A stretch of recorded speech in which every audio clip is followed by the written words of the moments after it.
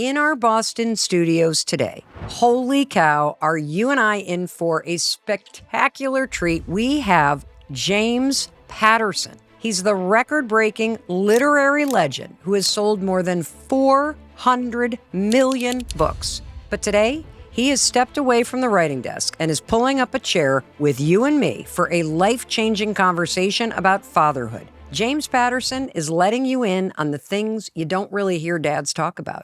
Did your dad ever tell you that he loved you? The only time I remember hugging my father was on his deathbed. So many guys out there are lost, overwhelmed. They're no longer the breadwinner or whatever they thought they're going to be. But I also realized that I could love someone in a significant way, and also that I was lovable. This person, this core guy, is actually lovable. And if we could get more guys to that place, they would have better lives. How did becoming a father later in life really change you? At the end of the day, when we're looking back at our lives, the most important job you're ever going to have is as a mom and a dad. And to realize that a little bit and have that drive you, that's probably the most important thing that we do. Hey, it's your friend Mel, and welcome to the Mel Robbins podcast. I am thrilled that you're here, and it is always such an honor to spend time together, to be with you. And today, holy cow, are you and I in for a spectacular treat. We get to sit down with none other than James Patterson. And if you're a new listener, I just want to take a moment and personally welcome you to the Mel Robbins podcast family. Thank you for being here. And because you made the time to listen to this particular episode, here's what I know about you. I know that you're either a mega James Patterson fan, or you are the kind of person who values the people in your life, and you would love to know simple ways to improve your relationships with the people who matter most. And I'm going to tell you something. If you're not a James Patterson fan, you will be after the conversation today. James Patterson has sold a mind-blowing 400 million copies of his books and counting. I mean, you can't step into anyone's house, a bookstore, a library, even the tiniest airport newsstand around the world without spotting a James Patterson title, or heck, 10 of them staring right back at you. Alex Cross, Michael Bennett, The Women's Murder Club. James Patterson has written everything from edge-of-your-seat thrillers, laugh-out-loud kids' books, jaw-dropping true crime, heartwarming tales of love and loss. You name it. If it's part of the human experience, James Patterson has written it. And readers adore him. Having authored or co-authored over 200 books, he's a literary legend and a machine. And he just keeps on going and going and going and breaking records along the way. James Patterson holds the Guinness World Record for the most #1 New York Times bestsellers. He's the first author to sell 1 million ebooks, and the awards, they just stack up like his stories. But his impact goes far beyond what he creates. James Patterson is a philanthropist dedicated to improving literacy. He's donated over 1 million books to students and to soldiers serving overseas. He awards scholarships to future teachers and writers through the Patterson Family Foundation, and he has poured more than $9 million into school libraries and independent bookstores across the United States. And out of everything he's written and accomplished, Dad is still his favorite title. His newest release is the #1 dad book, Be the Best Dad You Can Be in 1 Hour. I've read it. It's a fast, funny, and heartfelt read packed with the real-life lessons James Patterson wishes he'd known sooner. Now, he's come to our Boston studios today for one reason, to be here with you and to share those lessons with you. Lessons you'll want to share with all the soon-to-be dads, fathers, grandfathers, and father figures in your life. And this is a pretty special moment for me because my dad, hi Dad, happens to be one of the biggest James Patterson fans I know. So please help me welcome the one and only James Patterson to the Mel Robbins podcast. I am so thrilled you're here. I'm excited. I really am. And a lot of times at these things, you don't get that excited, but this time it's really fun, I think.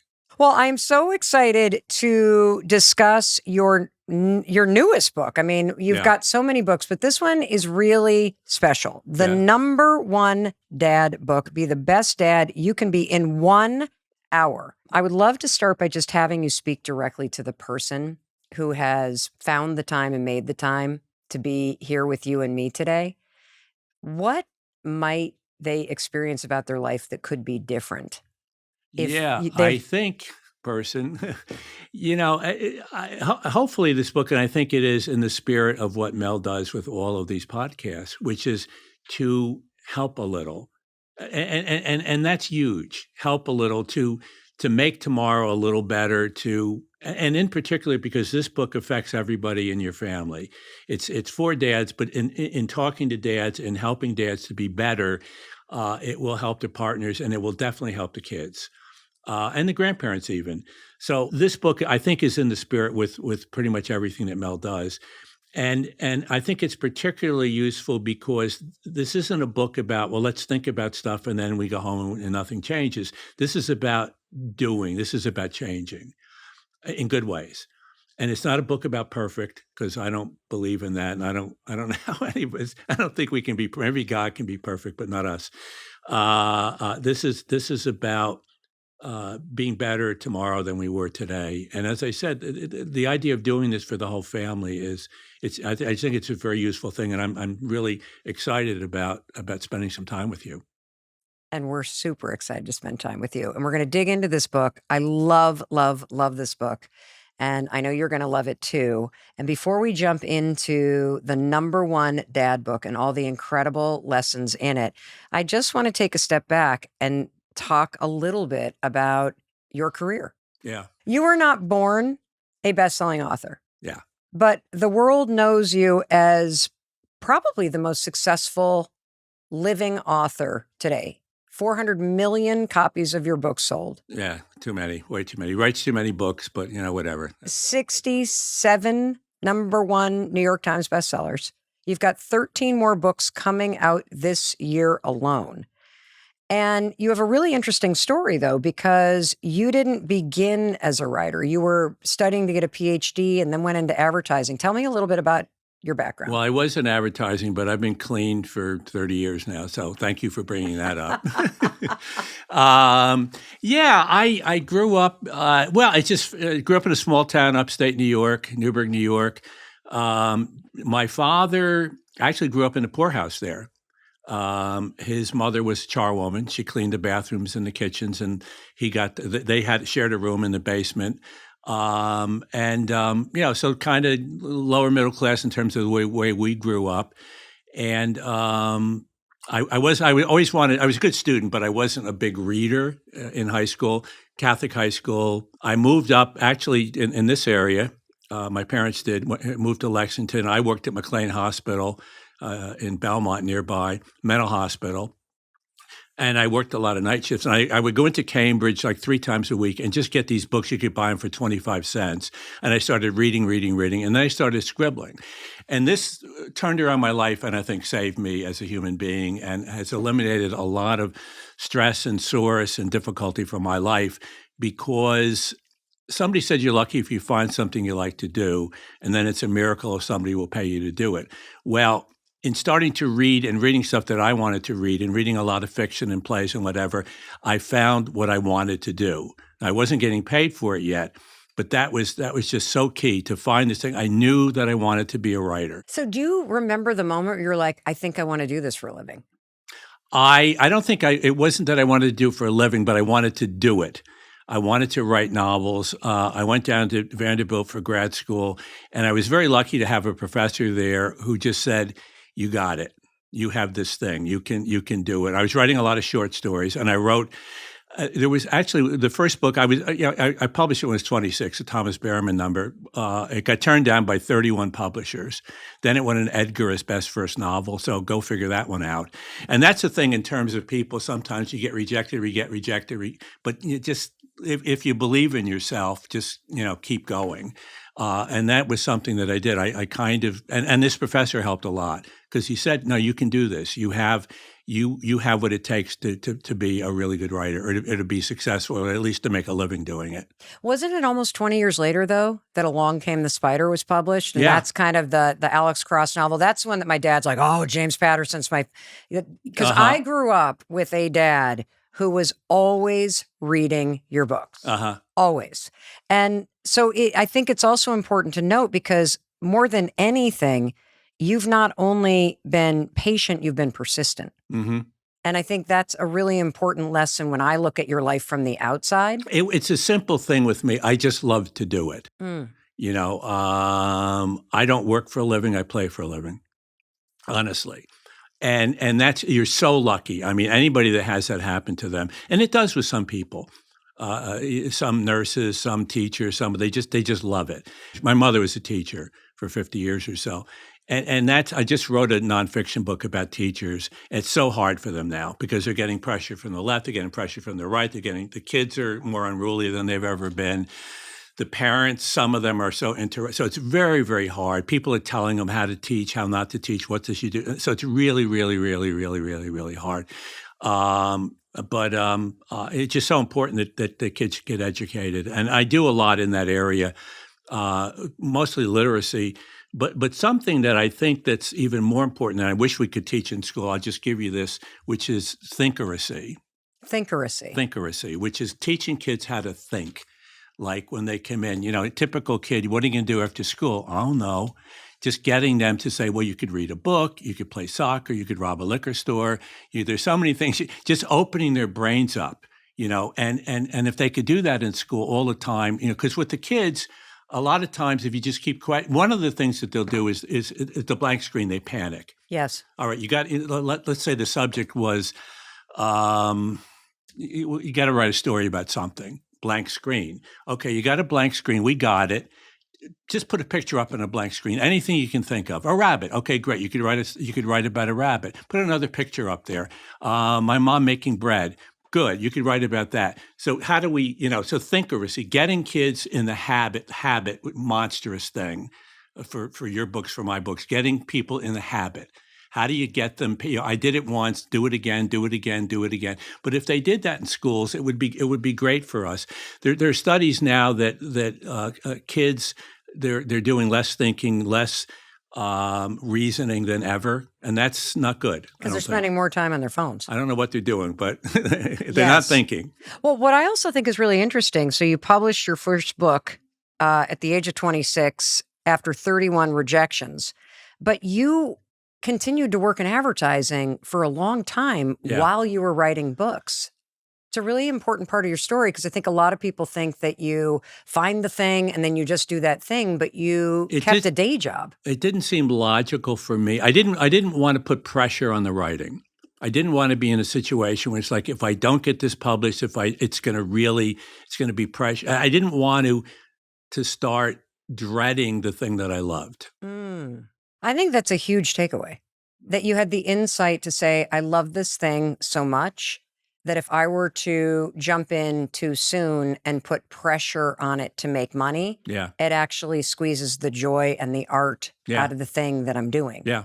Well, that's just the way I looked at it, yes. Well, it's brilliant. And actually, there's a lot of research around entrepreneurs, and they say that if an entrepreneur keeps their day job, they are a third less likely to fail for precisely that reason. Because you basically are spreading your bets and you're earning your money over here, which takes the pressure off the thing that you're doing over there. So it was an actual brilliant move. I don't know if it's just my DNA or something with my parents, whatever, in terms of, well, okay, what's the consequence of that? Where's that going to go? Is that going to be a good thing for you?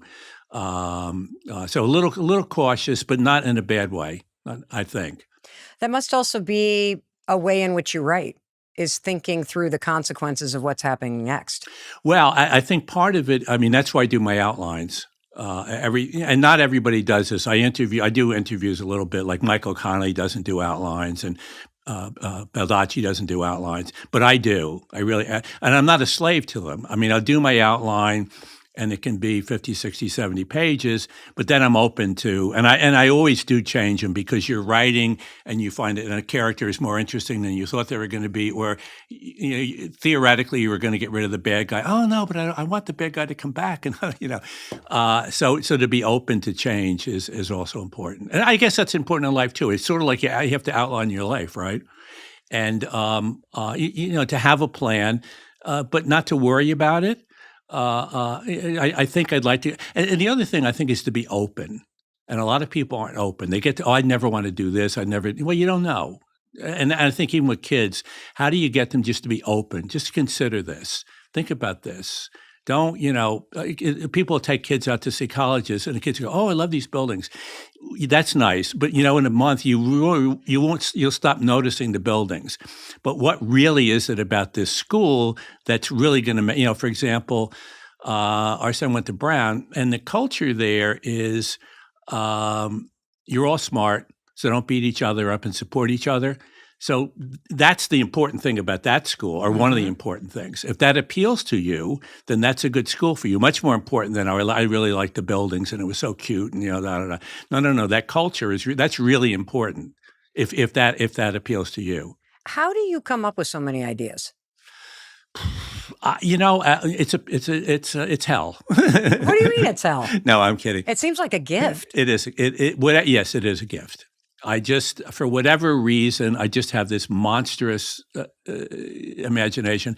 I think a piece of it is growing up in Newburgh. Initially, it was 7 or 8 acres. My grandmother's, it was just woods. Once again, modest house that they built. My grandmother and grandfather, and then woods. And I would wander out in those woods and just make up stories. Story. And I think I just got into the habit of it. I remember when I was going to Vanderbilt, I used to drive down there from Massachusetts. I was living there. It was like 28 hours, whatever the hell it was. And I would write musical plays going back and forth to Vanderbilt. I would just make up these plays, and I'd make them up on the spot, and I would sing the songs. I'm a terrible singer. And create the characters as I was going. And I don't know. It just it's somehow in my head. I don't know why, but maybe it's dreams. I don't know where it comes from. Sometimes I'll wake up and I'll be in the middle of a story that I've been dreaming. And then do you have like a notebook by your bed that you then make notes? I used to. But now what I found out is that if it's good, you're going to remember it. And if you bother to write it down, it wasn't that good, you go like, what?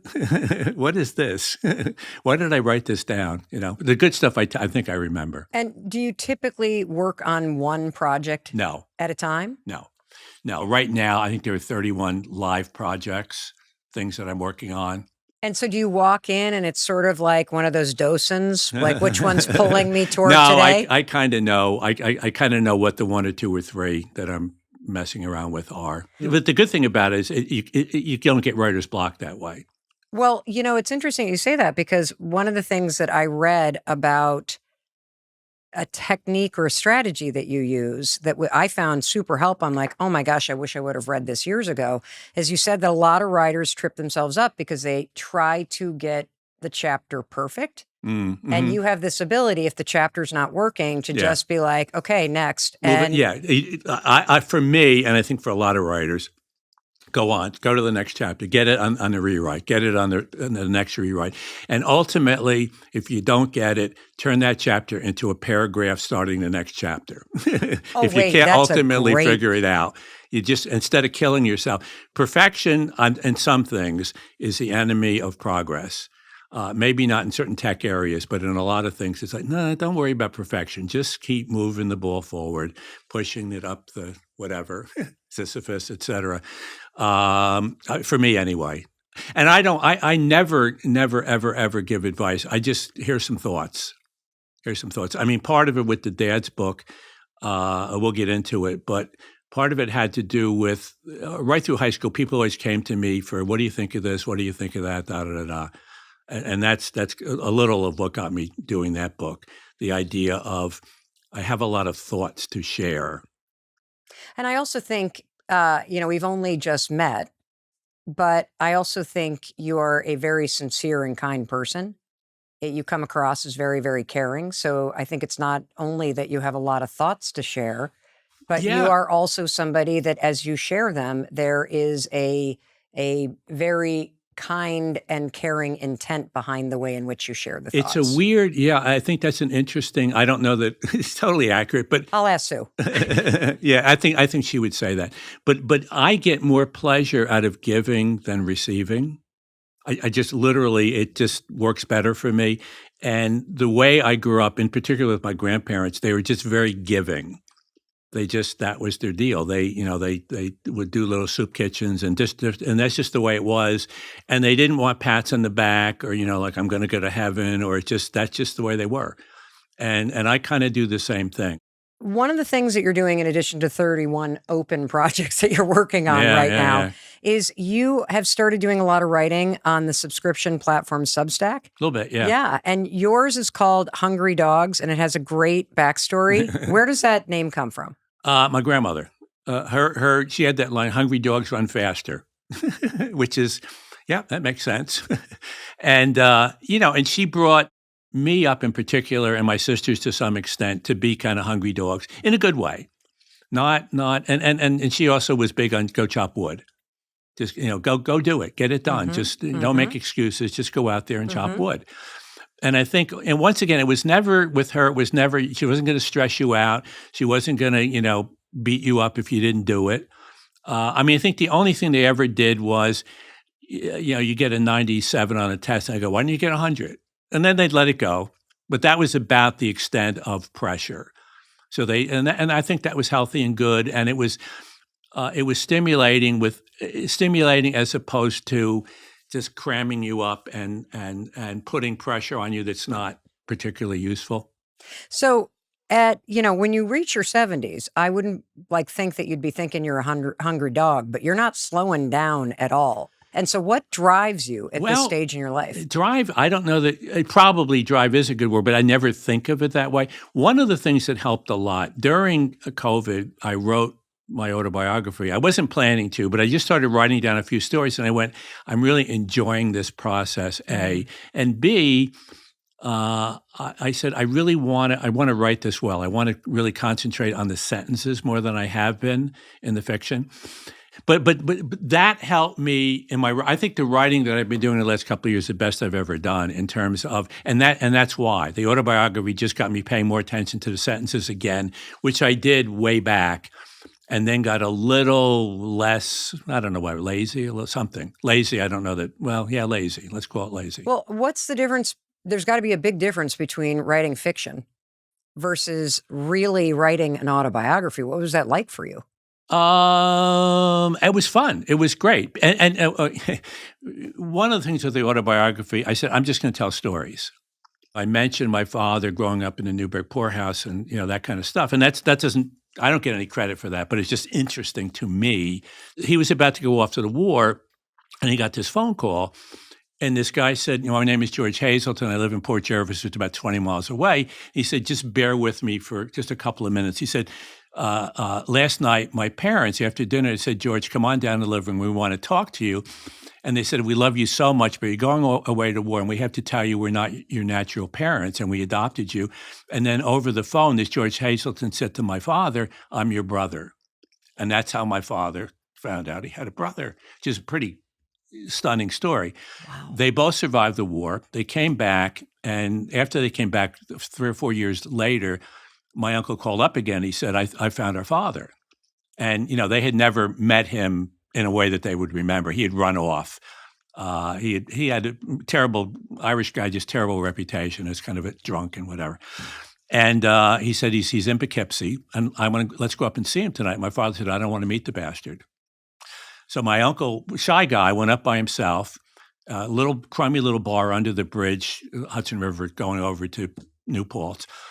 And there's his father. To his knowledge, he's never seen the guy before. And my uncle sits in there for like 20 minutes. He doesn't drink. He orders a Coca-Cola or something.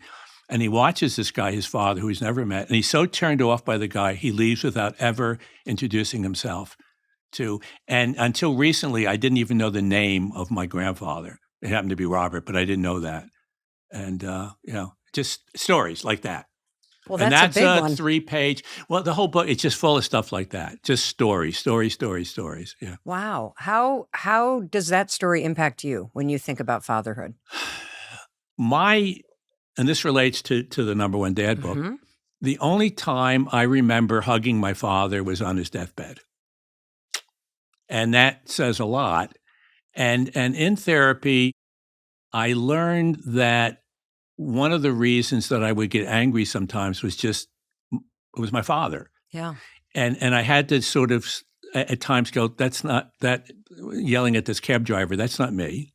That's stupid. That's ridiculous. It's irrational, and that's just this whatever pent up anger. And B, don't blame him. He was doing the best he could, and I think he was. And one of my best friends from college, whatever, I was over his house, or my Sue and I were having dinner over there, and with their two sons both played football, high school football. And after dinner, the boys were going out the front door, and my friend said, where are you guys going? And they stopped and they came over and they gave him a hug. And I said, yeah, there's a life lesson right there. Here are these two big football players. It didn't matter, they were football players, but he insisted on having a hug. So with our son, Jack, every single night, and to this day, if he comes home, he gets a hug. When I came here, I got a hug. I like that. Yeah, it's I great. do too. And not everybody's a hugger. But the book, Number One Dad book, it's about those little, and once again, not lectures or anything, and making it work for guys, that hugs are a good thing. And it's a page, but the book is just full of all of those thoughts that can be helpful to guys. Well, I love that you're writing this. And I also am happy that you shared that story about your own dad and your uncle and your grandfather. Did your dad ever tell you that he loved you? No, not that language. Did he ever tell you that he was proud of you? Yes. The book writing. He always wanted to be a writer. He wasn't. He was an insurance salesman. He did the best he could, and he made a living or help. My mother was a teacher. Between the two of them, they were functioning alcoholics, so that was a problem. But once again, they did the best they could. Yeah, and I think one of the things that's really amazing about what you said, because it's you're giving people grace. Nobody can pass on what they weren't given. Mm-hmm. And when you share the story of what happened in your dad's life and the fact that his own father wasn't present, and it was also a very different time and a different generation. Mm-hmm. Yeah. Yeah. When you can look at your parents through compassionate eyes, you can understand that you may have deserved something different or wanted something different, but they could only give you what they had to give. These life lessons, and so coming to grips with my father, huge.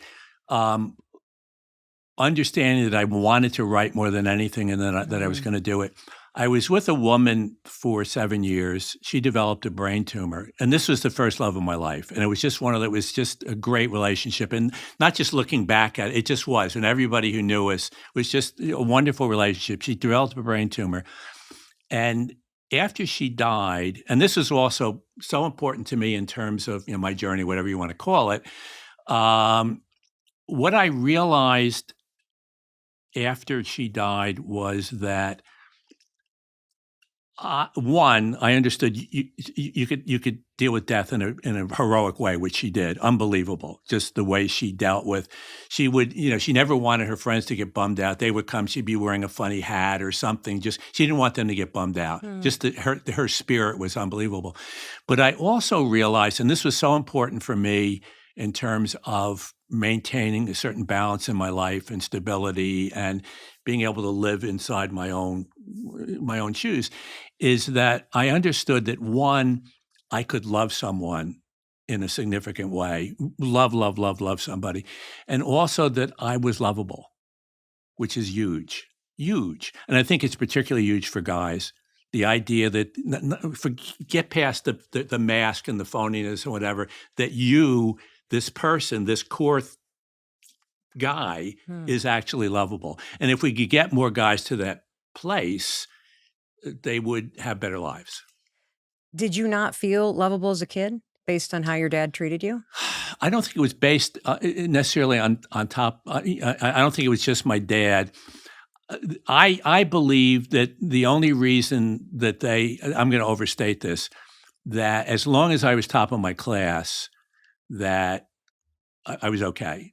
So that was that was whatever love I was getting, that it was because of that. I think a lot of men and young men feel that way. Well, I think a lot of women do too. Yes, but men in particular, as long as I'm providing, as long as I'm performing, as long as I'm working, as long as I'm doing something out there, that's the worth. And that's going away for a lot of them now, so they have to adjust. which Yes. is one of the reasons why, in terms of this book, the number one dad book, my realization that so many guys out there are lost, overwhelmed. They're no longer the breadwinner or whatever they thought they're going to be, or the warrior, or whatever's built up in their brains over centuries. That it's all changing. They are lost, and and a lot of them are angry. And to help them. So we did a little bit of research, and we reached out and talked to about 4,000 people, which is double what For this Quinnipiac book. does. Yeah. Well, just a couple of questions, and one of them was, and this is a really interesting one to me. Could you be a better dad? And 89% of the dads said yes, they could be better dads. That was fascinating to me. I love this book. The number one dad book, Be the Best Dad You Can Be in an Hour. And one of the things that I love about this is you consistently put the focus on being a better father, Hmm. not a perfect one. Oh, yeah, yeah, yeah. Why is that Perfect doesn't important? work. Perfect for me. I mentioned a little earlier about even when I was in high school and all the way through, people would always come to me and say, "What do you think about this? What do you think about this? Would this girl like me?" Et cetera, et cetera, et cetera. And then as I got older, a lot of my friends and relatives, they would have, younger males come and, what, Uncle Jim or, Jim or whatever, what do you think about this? And in talking to so many of these guys, I began to get a feeling for, once again, this lost in space kind of thing that these guys are feeling, and who am I and what's my purpose and what's the point? And then getting lost in sort of frivolous stuff like cars. Cars are fine, but you're just really getting over because they have nothing else that meant something in their life.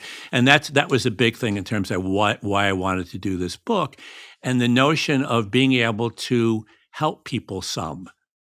And in this case, it's huge because if you help these dads who are lost somewhat, you're going to help the kids, you're going to help the partners. And I purposely did the 1 hour because a lot of guys will not read the 400-page book. And one of my gifts is to be able to compress information. Well, you know what else I love about this? Because this is, by the way, James, going to be my number one gift to every new father. What I love about this is I could put this in a bathroom. I could put this in a bedroom. I can pick it up and I can read any chapter out of order Yeah. or any little essay. And I want to read one of them. I'm reading on page 65, and there are these short, beautiful vignettes. And one of the lessons is your presence is required. And you were just talking about how so many men and dads are feeling lost, or they're focused on the wrong things, or they're distracted. And so here's one of the essays. Focused on the wrong things is beautiful. It's not in the book, but your words, that's exactly right. Here's one of my trade secrets. When I'm writing a novel, I sometimes scrawl a note to myself at the top of the page. It says, "Be there." It reminds me that I need to put the reader in the scene so that they'll really feel it. The same goes for being a dad. Let's be honest, there's lots of distractions in life: the internet, Zoom calls with in-laws, night shifts, Netflix, the NFL draft. There will be times when you can only give your kids part of your attention. But whenever you can, as much as you can, focus. It's not just being around, although that's a big part of it. It's paying attention, setting other thoughts aside, and really being present. There are some woo-woo terms for this: intention, mindfulness, but what it comes down to is this. When you're with your kids, be there. Have you ever seen little kids on a school stage lighting up when they spot their parents in the audience? It's like they're witnessing a miracle. Now you're the miracle. You might not be able to be at every recital, every birthday party, and every game, but be at as many as you can. It matters. Sure, someone else can shoot video of a game or a birthday, but it's only live once. Years later, your kids will not remember what song they sang, what flavor cake they had, or whether they won or lost that third match of the season. But they'll remember if you were there. Mm-hmm. Mm-hmm. Mm-hmm. Yeah, and that's a personal one for me because somewhere in the book I say something to the effect of, had I done this research, had I thought about it, I could have been a better dad. I could have been. And one of the things would be literally be there. I was there in the sense that I worked at home and I was around Jack a lot, but I could have been more intensely present than I was at times. So I would be distracted presence at times. And that would have been better. How did becoming a father later in life really change you? Well, one of the advantages that Sue and I had is that we didn't have financial problems, and that's just that takes something that baggage out of the way, which is huge. So we didn't have that. We were both totally prepared for it. We were more mature, obviously. I the thing of it was is that Jane and I, the woman I was with originally, who died, we would have been married and had, it just didn't. And then it took me a long time to get past that, but I always wanted to have kids. And then when I got together with Sue, she wanted to have, kids as well. And we got, I think I was 49 when we got married. I think she was 39. Sue is interesting too. My joke line about Sue is, if Sue ever leaves me, I'm going with her. But the real story is every once in a while, there are a couple hours where I can't stand her, but there's never a day goes by that I'm not in love with her, and that's true. And we pretty much every night hold hands when we go to sleep. Which is not everybody can do that, but that's I think it's nice if you can do it. Well, As I Chris said, and I've I been typically very lucky about a lot of things, and one of them is finding Sue. Chris and I typically start out that way, but then I get so hot. Well, there's a that certain he's point. like, I have to let your hand Well, I don't go. want to hear about the hot part, but Well, women in their 50s have a problem with heat regulation. There are just so many beautiful, beautiful essays in here. I would like for you to read this one. This is on page 101. guys, guys, let's face it, we screw up a lot. I know I do, sometimes royally. But here's the silver lining. That means we can be really, really good at teaching kids about resilience and how to confront challenges and deal with mistakes and own them, which I think is huge. Life isn't always fair. I love this section, by the way, not because I wrote it, because I just think there's truth here. Life isn't always fair. You already know that. But it's important that your kids learn it too. You don't have to be overly negative or pessimistic, just realistic. Muhammad Ali used to say, there's nothing wrong with getting knocked down as long as you get right back up. Don't be afraid to discuss tough topics with your kids. They can take it. Help them make good decisions. Get them ready for the real world, which is one of our biggest as parents. I mean, there was one thing, that's it. Get them ready for the real world. It's not getting any easier out there, which I think you know. To be honest, it seems to be getting harder every year. You don't need to scare them, just prepare them. How did you prepare Jack? Well, I think a lot of it is teaching him to sort of be responsible for his own actions, to be comfortable in his own skin. I think that's huge if you can help kids to be the things that you love to do. Being goofy, he was very goofy. Okay, that's okay. You can be goofy. Be careful of it in school, overdoing it in school. And in his situation, and I don't know how this relates to your kids, but yeah, people know your dad and your mom was a big swimmer and whatever, but don't worry about it. It's all fine. Accept it within reason, and just move on. And one of the things in going to a pretty good prep school and then a good college, he had a lot of kids who came, their parents were well known or had done something famous or whatever. And all of his friends were cool. None of them, all of them had this thing, I didn't do anything. There's no reason for me to be, and I think that's really good. And occasionally you'd meet, every once in a while there'd be one, you go, well, you know who my dad is? Blah, blah, well, who cares? I mean, that's cruel too, but we try not to do that. It's like, be comfortable with who we are, hopefully, but don't let it get in the way. I reached out to Jack. Oh, really? Okay. Yes. Well, and I have... That little creep didn't tell me. and I thought I could trust him. I'm very persuasive. And I have something to play for you. Oh, okay. Hi, Dad. Surprise. And hi, Mel. So Mel wanted me to share a bit about the impact that you've had on my life.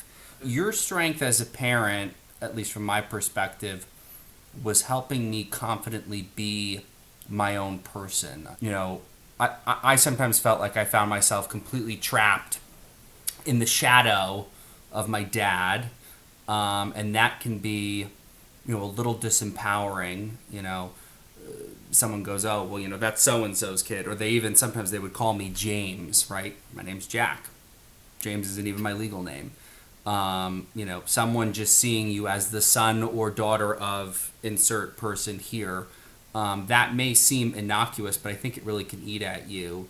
And so, for me, as someone who kind of aimed for the moon, and seems to, maybe not be landing on the moon, but at least getting somewhere, I sort of developed an obsession with overachieving so much that I could kind of prove to this like imaginary composite person taking up real estate in my mind that no way, full stop, it's me, it's not him. And I think your best quality as a parent, Dad, at least for me, was encouraging me when possible not to think that way.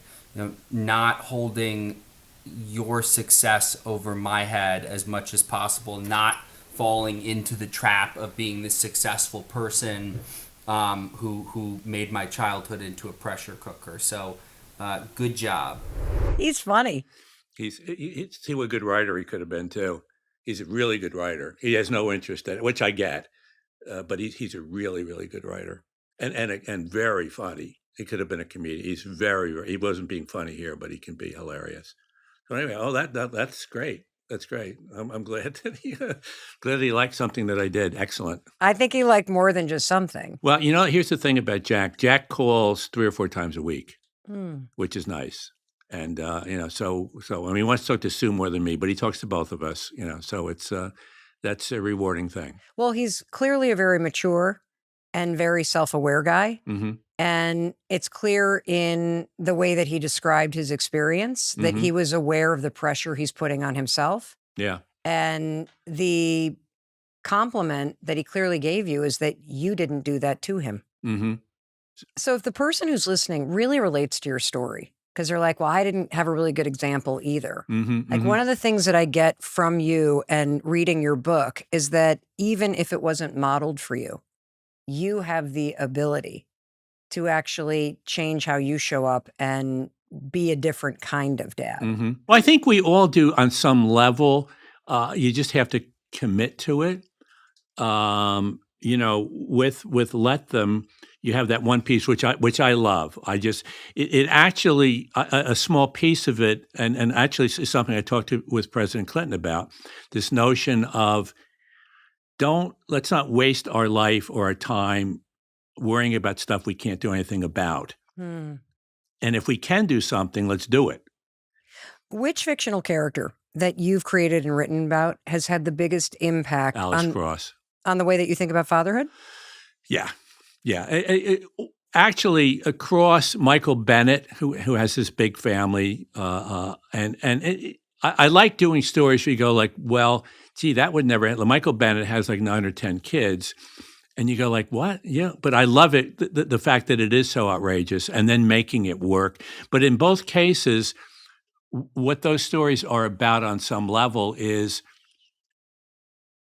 balancing your work life with your home life. That's what Alex does. And in the series that's on Prime Video with Alex, we have Aldous Hodge, who has this real intense look. So when he's out there as a cop, you really feel that. And at home, and he's a new father as a human being, but in the story, he's great with the kids. And that balance, and which I think is huge. There's a thing in the book about the 5 balls, which is a great little story that's, I think, it was very useful for me anyway, which is, if you think of life as you're juggling these 5 balls, and it's family and health and I'll lose track of some of them. Spirits, which is sort of soul. Work is one. And if you drop work, it's a rubber ball and it bounces. If you drop one of the others, family or health along the way, it's not rubber. and it gets scuffed or it might even shatter. I think for most of us, and this relates to this book as well in terms of why I think it's useful for people, at the end of the day, when we're looking back at our lives, it's going to be more how we raised our family. In terms of the most important job you're ever going to have is as a mom and a dad. It's going to be more important than whatever that you ever did than selling insurance or being an accountant or whatever. I mean, and to realize that a little bit and have that drive you, and it helps you to put up with some of the stuff you have to put up with, and you realize just that's probably the most important thing that we do. It's a really profound thing to hear you say, because I think from the outside, somebody would look at the body of work and the impact that you've made, having sold more than 400 million books, Mhm. and the series and movies, and the way that these stories have transported and inspired and Yeah, like really enriched people's lives. And they would probably think that for you, it would be that artistry and that body of work. yeah. Well, it's interesting, Mel, that I don't look at that stuff as being all that impressive or anything. Mm. It just there it is. I interviewed Peggy Noonan about a week or so ago, and both she and we tend to be looking forward rather than backward. I do. I just don't.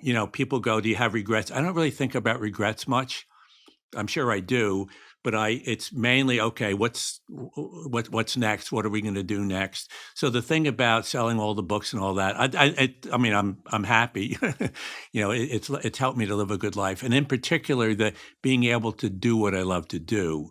So, one of the things that you've talked about is the importance to you and your wife, Sue, to really support literacy. Mm, And one of the essays is about reading. Read to your kids. I'm on page 45. You read. It doesn't take much time to make a big difference. Reading to your kids helps boost their brain power, it gives them new worlds and new ways of putting them together. Talk more about why this is so important as a dad to read to your kids. if it works. And one of the things that I say in the book, which I think is useful, is there's going to be certain things in here you're not going to be able to do or you're not going to agree with, and it doesn't matter. The important thing here is at the end of this book, and I think this is going to be true for every dad out there, pretty much. I'm going to guess at that anyway.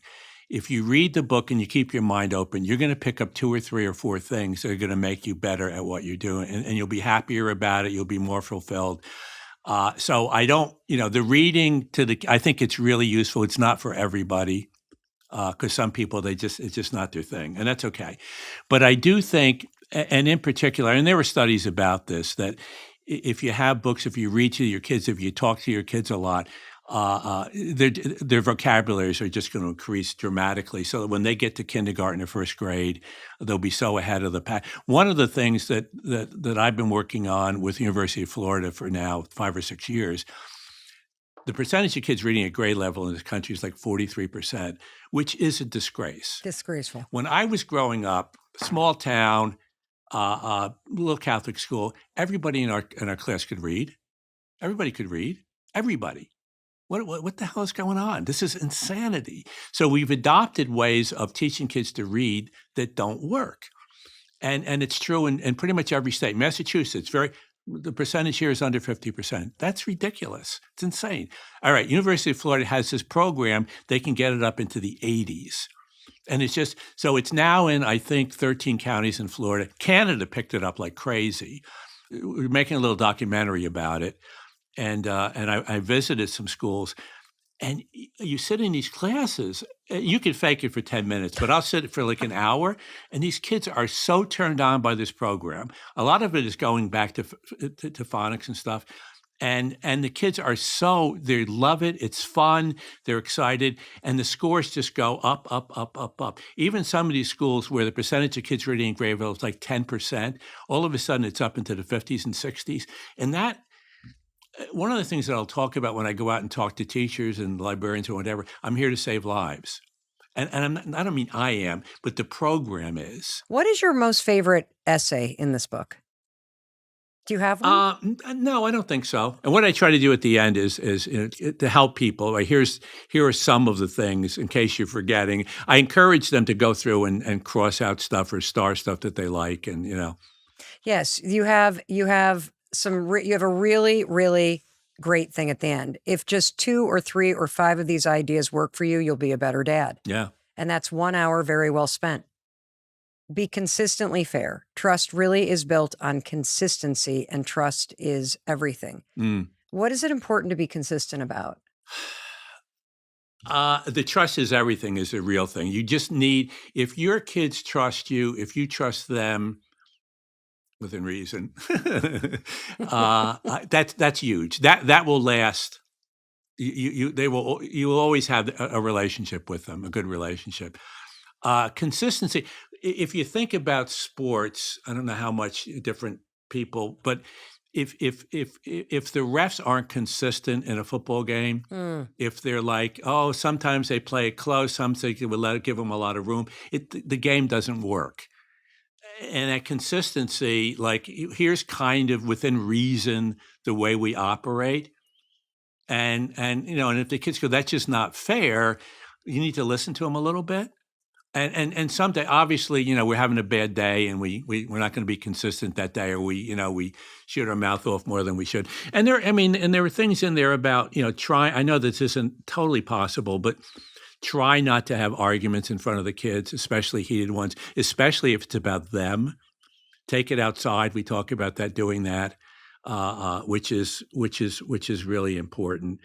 Talk about things like guys being able to say, I was wrong. This is an important one. Well, and the line I throw in there, once again, I try to keep it semi-humorous because you want the guys to sort of, not think they're getting preached to. And I'm not preaching, I'm just throwing stuff. But I was wrong, and then I said, just in case it ever happens. Which is, yes, it is important because a lot of guys think that if they admit they were wrong, that somehow it lessens them as a human, as a guy, no, I was wrong. And this is why this book is so important. It's why I'm going to buy it for every single new dad that I know, is because I think that you get just caught up in the day-to-day and in your emotions and being tired and just the grind of it all, that it's easy to forget the things that deep down are true. Yeah. You know what I think about this book? I think people are going to read it in an hour and they're going to get a tremendous amount out of it. But I think it's one of these books that stays with you and that you keep on your desk. Mm-hmm. And if you were to just pick this up once a day or a couple times a week and you read one 2-page essay, it's almost like walking into a church and hearing the sermon that you needed to hear. Yeah. It just gives you a grounding point to have you focus on one thing that will make you a better dad and a better person. You know this, Mel, and it's obvious in everything that you do. If you want to move forward, if you want to be better, if you want to eliminate certain things from your life, you must form habits. It has to be habits. Jack had a question for you. Okay. And so I'd love to play this question. You guys clearly have a very playful relationship. He's very funny. He's very funny. So I'm going to play the video for you. Be gentle, Jack. So my question to you is, looking back, if you could do it over again, what would you have done differently? And what do you think your shortcomings were? Yeah, I think a piece of it is to be there better, to be there, to be.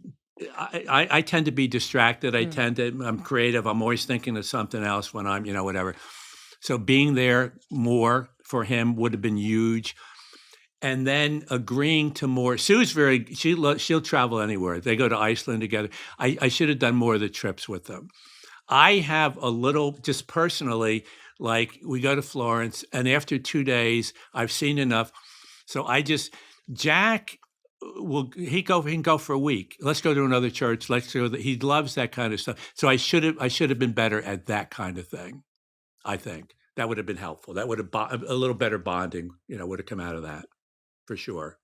So you talked earlier about preparing your child for the world we live in, and the world certainly is changing. Mm-hmm. Mm-hmm. Where do you even begin as a parent?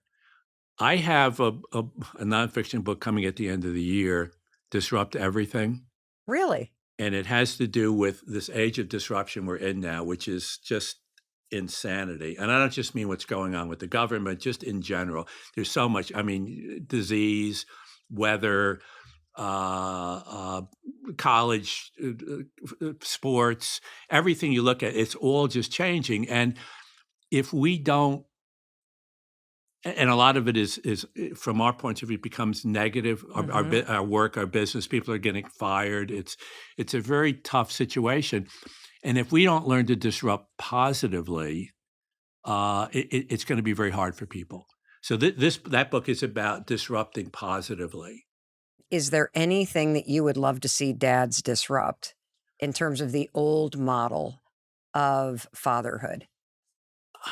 Once again, that's why, and I wish I had one thing, Yep. but there are so many. There's things about trust, about listening. Listening is huge. Listening. A lot of dads, a lot of people in general, they don't listen. Telling kids your story, listening to their story, to the kid's story, getting them comfortable walking in their own shoes, getting them comfortable, helping them to figure out what the core of them is. And that core is not, yeah, I know you got the acne and that really is irritating, but that's not who you are. Don't worry about that. That's we get it, and we've had acne.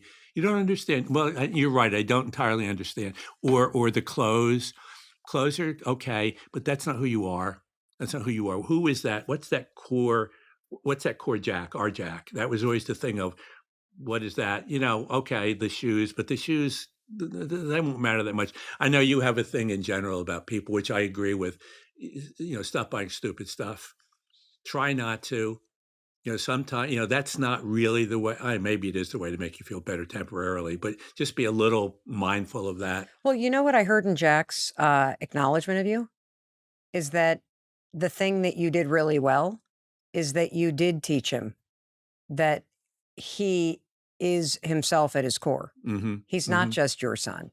Yeah. And you Oh, did a it's good job huge. at that. It's huge. Were you able to hear that acknowledgement? Yes. Yeah. No. And that was probably the thing that Sue and I concentrated on the most, just making him comfortable being Jack, understanding who Jack is right now, and that could change, who he was when he was 12, and just be comfortable with that.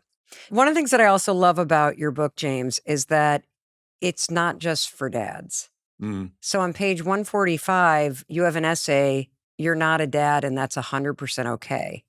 What about the guys who aren't dads? Whether by choice or by circumstances, being a dad isn't for everyone. Yeah. Maybe you wanted children, but you weren't in the right relationship at the right time. Maybe you have a medical history that makes having kids challenging or not possible. Maybe you just don't really want to spend all that time with rugrats. And the thing I don't put in there is maybe you can't find a partner. Yes. Which is true for a lot of males now. Yeah. And women. Yeah. And, you talk about the fact, but chances are there are still plenty of, quote, dad opportunities for you. You care about the world, its future, and the kids growing up in it. Those kids may not be your own sons and daughters, but they need your help. Everybody needs somebody who believes in them, shows them how to get to where they're going, makes them feel seen and heard. You offer up some suggestions here. Again, another thing I love about this book, it's not just essays that make you think, it's essays that encourage you to do. Be a mentor. You work hard at your job. You've learned a lot about life. Don't keep it to yourself. That's a way that you can apply the lessons of this book. Be a coach. If you love sports, you played sports, you know sports, everyone remembers their favorite coach. Be that guy. Be an uncle. If you have a brother or sister with kids, you've got a potentially terrific role to play with your nieces and nephews. And one day when you have kids, you can be their favorite. Oh, wait, that's right. You're talking about nieces and nephews, and that you can play catch, play Minecraft, find the last piece of a jigsaw puzzle, but let them put it in. Ooh, I love that. Let them put in the last piece of a jigsaw puzzle. Yeah. Well, part of it is, once again, it's just going to the next step in whatever the heck it is that you're doing. Yeah. There's also a chapter in there about grandparents, which is another important thing. Grandfathers, grandmothers, really important to families. And sometimes, the relationships with the grandparents might not be so good from the father's point of view or the mother's point of view. but do your best to let them in anyway, Yes. because they might not be the same people they were when you were growing up. Mm. They might be kinder, gentler, whatever the heck it is. And it's useful for the kids to hear their experiences. They'll know things about the family that you might not remember or whatever. Hmm. More of the DNA of the family, and all that stuff is useful for the kids. And a lot of it has to do with the kids. And as one, just such an important thing about this is not the book about perfect. This is a book about getting better, because perfect doesn't work. So, to the person that's listening right now, who's just in the thick of it, I mean, there's Mm. Legos all over the floor and diapers to change. Yeah, It's yeah, in yeah. that messy stage We of talk about life. diapers. We talk about and for the guy to get in there and do it, hold your nose and clean up. There's a funny chapter about diaper changing. Yeah. Very funny. But there's also something more poignant, which is about how quickly this all goes. Yeah. Oh, And yeah, so, yeah. what do you want to tell the person that's Well, listening? the thing of it is, as difficult as some of the days may be, 20 years from now, 15 years from now, you'd give $1 million to have that experience back again, Hmm. which I think is mostly true. And part of it is just help me get through the day. That's always and if you're getting better, if things are improving, that always helps. The idea that today's better than yesterday in some way, even if a lot of stuff isn't working that well, that's useful. One of the things that, I think a lot about in terms of the topic of advice is that I personally believe that you are best equipped to help the person you used to be. Mm-hmm. And that if you are open as you are and you go through life with an open mind and an open heart, you can learn something from absolutely everybody that you meet. Mm-hmm. And so I think what you've achieved in the number one dad book, honestly, because you keep saying I didn't boil it down to one thing, I think you actually did. I think you created not only something that you can read in an hour, but I think you created a lifeline for somebody to just open up Mm-hmm. and be able to be reminded of the power that you have to do just a little better today. Mm-hmm. And every single one of the essays that you've written will help you do it. Yeah, well, that's very kind of you and touching, uh, and I think there's some truth there. And as I said, it is that thing about, boy, I love the idea that tomorrow I can be a little better at Yes. something. So my favorite essay is the one you wrote on page 95, and I would love to have you read it. Sure. Kids benefit from seeing their parents respecting each other and being affectionate with each other. A little parental PDA can show them what a healthy, loving relationship looks like. So let them see you holding hands. Let them see you hug. Let them see you kiss. Let them hear you say, I love you, which I think is monstrously important if people can do it. If you do it often enough, they'll learn not to chirp, ooh, every time they see you hugging or kissing or whatever. Now, some dads will say, I'm not an I love you kind of guy. Says who? Who passed that law? Your dad? Your dad's dad? You can be an I love you guy. You can change, at least a little. You'll be a better man for it. Saying I love you is not a sign of weakness. It's a sign of strength. Now go ahead, say, I love you. Was that so hard? If it was, say it again. Okay, I'll say it. I love you, man. I love you, James Well, Patterson. thank you. I love you too. You're really This awesome. is fun. This is nice. This is actually, in some ways, the nicest experience I've had of this sort since hanging out with Dolly Parton. Well, I've loved every minute of getting to meet you, of getting to sit down and learn from you. You are delightful. You are so caring. And I'm going to reflect this back to you. You are such a caring, curious, smart, and loving guy. Thank you, James. And thank you. Thank you for being here with me and James Patterson. And I know James already told you that he loves you, man. But I wanted to be sure that I told you that I love you and I believe in you and I believe in your ability to create a better life. And there were so many amazing moments and nuggets and pieces of wisdom that James shared with you and me today. that I am certain that this conversation will help you and the people that you share this with do exactly that. Alrighty, I will see you in the very next episode. I'll be waiting to welcome you in the moment you hit play. I'll see you there. You're definitely going to love this one, and I'm going to be waiting to welcome you into it the moment you hit play. I'll see you there.